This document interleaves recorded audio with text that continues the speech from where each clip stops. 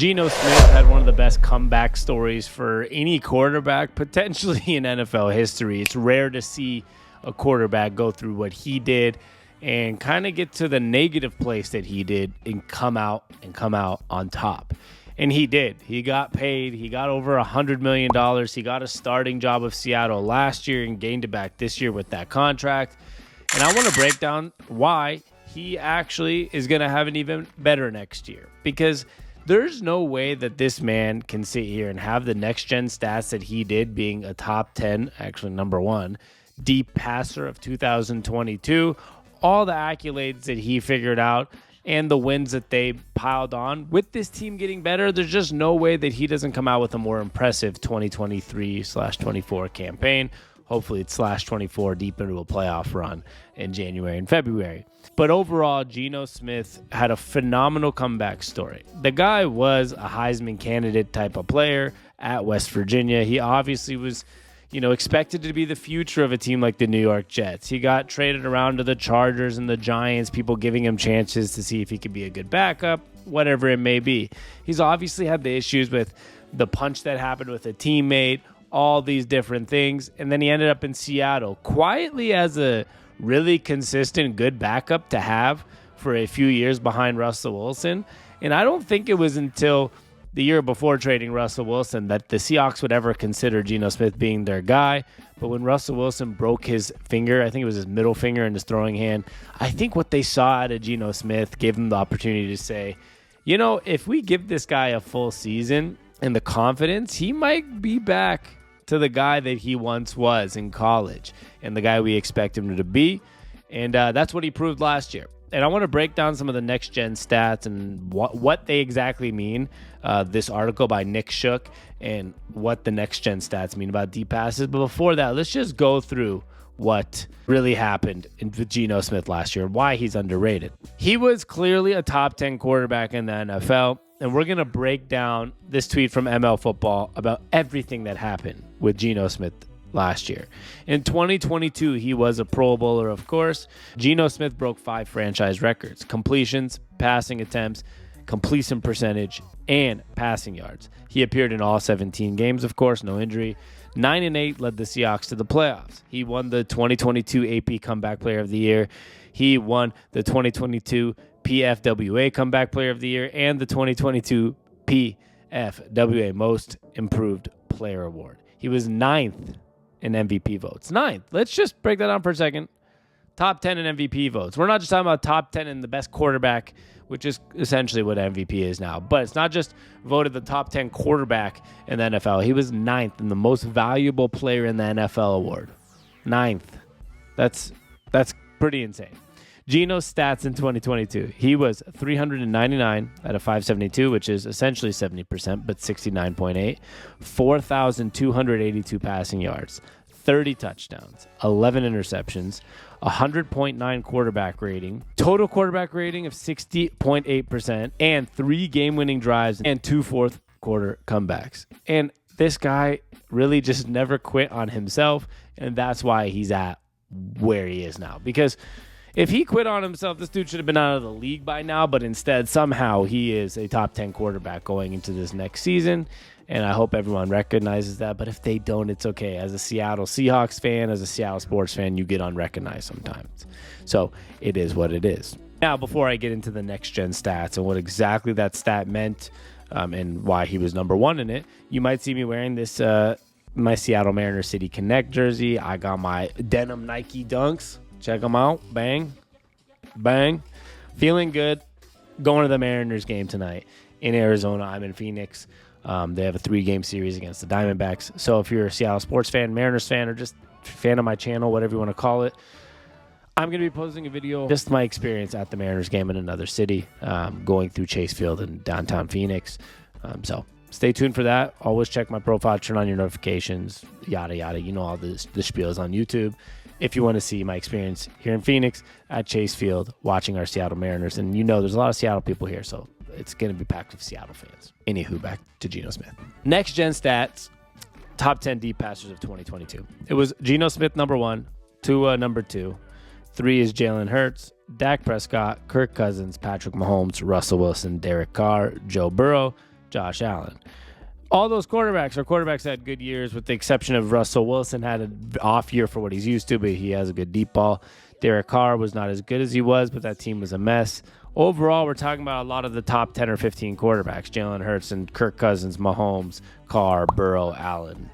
This is a good list to be on, especially with Geno being number one. And we're going to break it down from NFL.com. Nick Shook's article. What this means, the key metrics to the exercise: expected completion percentage and completion percentage above expectation. He said, might not sound familiar. Here's a quick explainer. X-comp, which is expected completion percentage, is a quarterback's average completion probability, which represents the aggregate level of difficulty of a set of pass attempts. The CPOE, completion percentage above expectation, is the difference between a quarterback's actual completion percentage and expected completion percentage, controlling for the level of difficulty of each pass. Now, if we go down all the way down to the bottom of the list to number one, which is obviously Geno, let's read some of this. Deep pass attempts. He was 24 of 51 with 719 yards, a 13-2 touchdown to interception ratio, and a 116.6 passer rating. His deep comp was 47.1%. The deep X comp was 33.8%, and the deep CPOE was plus 13.2%, which his passing score on deep attempts was a 99. And I think that's out of 100 here. So, you had a couple guys at 99, which means they were extremely excellent at deep passing. And let's go what Nick Shook said here. Smith certainly didn't earn the 2022 Comeback Player of the Year for playing it safe. The veteran let it rip plenty, completing nearly 50% of his downfield passes for over 700 yards. While these numbers are all impressive, what vaulted Smith to the top spot was just how productive he was when throwing deep. Nearly half of his 30 touchdown passes came on deep passes, and 13 downfield scores led all quarterbacks.